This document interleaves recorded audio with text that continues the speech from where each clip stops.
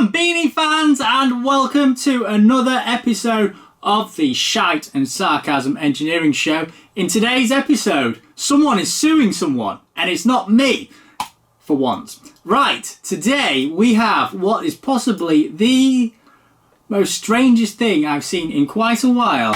We have a pro cycling team sues their bike sponsor or supplier.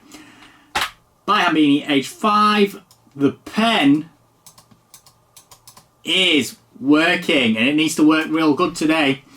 Right, well, disclaimer. First of all, the details of this were somewhat sketchy. So I've had to take a 5-year-old educated guess as to some of these bits and pieces. Right, the parties. The first party is Saint Piran or Saint Piran. I think it's French. Actually, they're from Cornwall. They are a UCI Continental professional cycling team. And that is a screenshot of their Instagram. But they are most famous, probably for the wrong reasons, for this individual, who is Cameron Jeffers. And he used to ride for St. Piran, and he was famously stripped of his Zwift title for allegedly using a bot. I think he was shafted, but there you go. And in the other corner, we have the defendants, which are Lapierre. Now, more specifically and legally, St. Piran is suing Lapierre's UK distributor, which is Rally Bikes. But all of these parties are owned by the Dutch group Axel. So even though it sounds French, it's not. It's a Dutch parent company. They own loads of brands, Ghost, High Bike, loads of others. Have a look on their website. The claim. So, St. Piran are claiming that Rally supplied unsafe frames, and they cited a few things in their press release. They said there were 23 separate episodes that caused safety concerns. Okay, that's not an incident, that's a concern, so just be clear with that.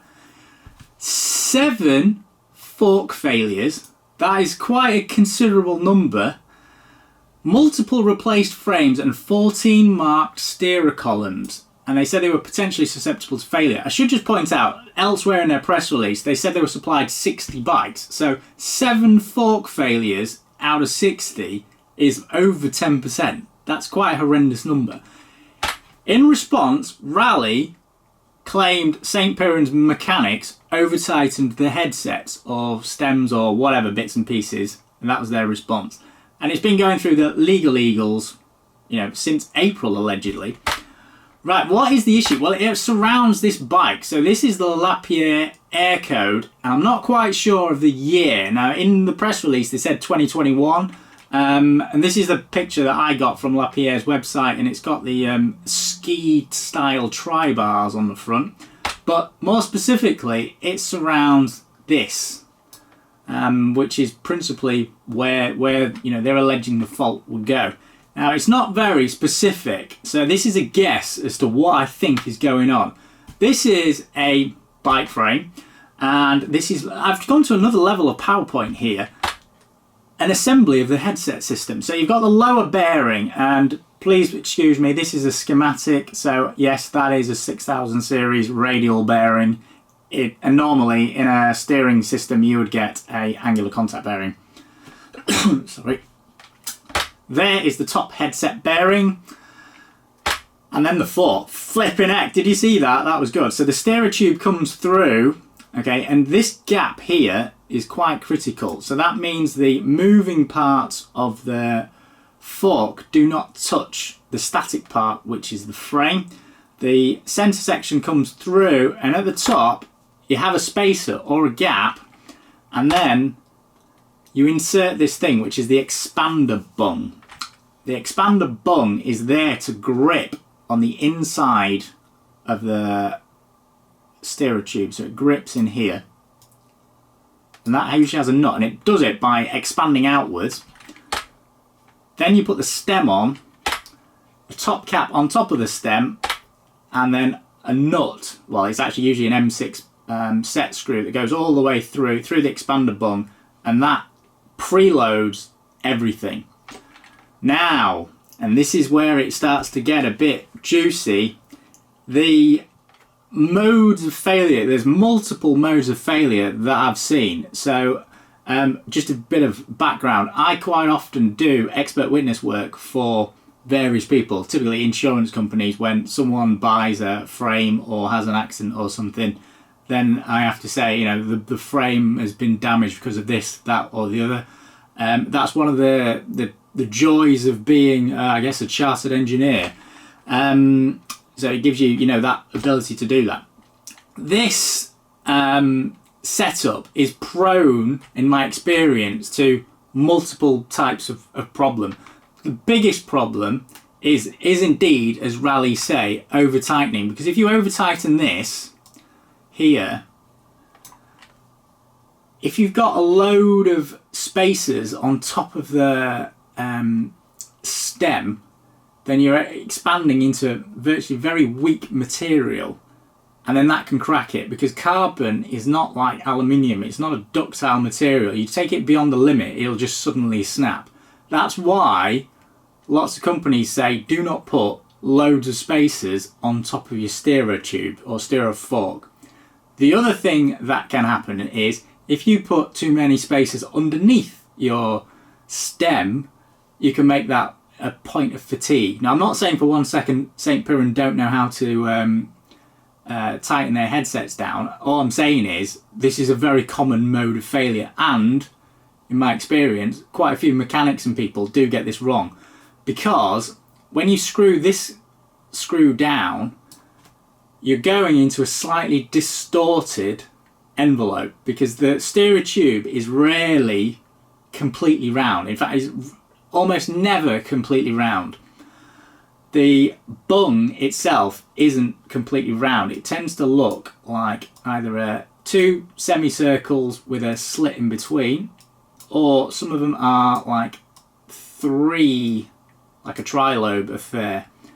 And then because it's, you know, it's not a perfect fit, it's a friction fit, it tries to conform to the dimensions around it. So if you steer, I'm drawing this exaggerated, but if you steer a fork tube look like that, it would try and conform to that. Yeah, so it's an oval, and it would move its center somewhere off. At the same time, you've got something above it which may not be concentric, it might look like that. Then you screw everything down, and what you've done is you've created a stress in there, and whether that's enough to break it or not, don't know, but it is a common mode of failure. So that is what I think Raleigh is alleging.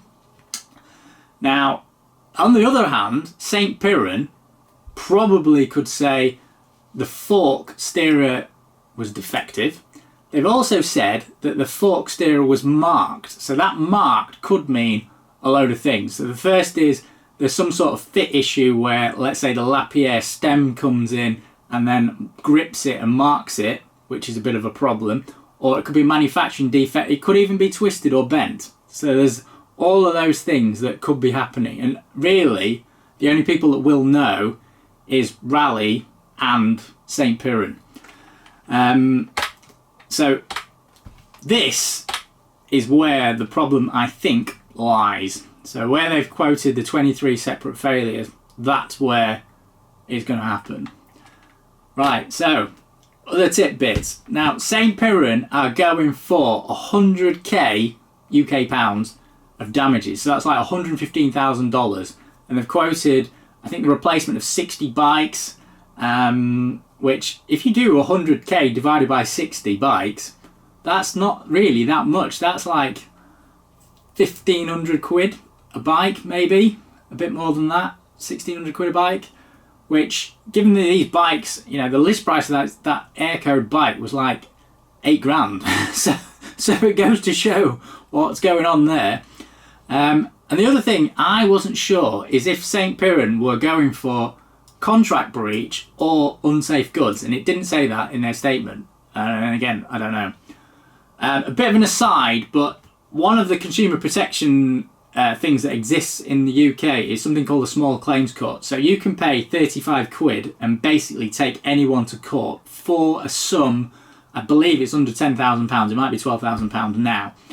And And quite often it's individuals that take companies to court. And the number of times I've seen an individual take the cycling distributor, the representative of the company, to court is quite a lot. It's certainly developed quite a lot since, I'd say, the last 3 or 4 years. Now, almost every time the company will settle out of court because it costs them too much to go to court, because it's not going to be any Tom, Dick or Harry. They'll have to hire a load of solicitors or lawyers or whatever. There's a few grand straight away on a frame that probably cost them 500 or 600 quid. So it doesn't make cost-effective sense for them to do that. In this case, this is 100 grand. So it's, a completely different ball game. But I think the likelihood is we're probably still going to get an out-of-court settlement that no one knows about. It really doesn't look good for Lapierre. Because you've got a potentially perceived as professional outfit in St. Piran accusing their bike supplier of supplying them something that's going to put their guys or girls into hospital. And you don't really want that. So, if I was Rally, I would, not want that. And you probably don't want the publicity that goes with it. Whether they're in the right or wrong is almost irrelevant. And the other thing is, for St. Piran, it doesn't really look good, because who's going to supply them with a bike? Even if they're right or wrong, it doesn't really matter. If you're Trek or Specialized or one of the Chinese brands, would you supply St. Piran with a bike thinking, well, if it goes a bit pear-shaped, they're going to take us to court? Likelihood is no. So they've probably shot themselves in the foot as well. The fact that it's come out into public, and it looks like it's St. Piran who's released the statement for it to come out into public, almost looks like they are putting pressure onto Rally to sort of, say, oh yeah, we're just going to back off or whatever like that. It's probably more for commercial reasons rather than for technical reasons. That is it. If you've got any questions or comments, then please like and subscribe and ask the questions and comments below. This one was, it was completely crazy. I've never seen anything like it, but then again, I'm only 5 years old. Remember to smash that like button, whack subscribe. Remember to follow me on Wankstagram and the website hambini.com, and also on Patreon. And as always, keep banging your hairdresser.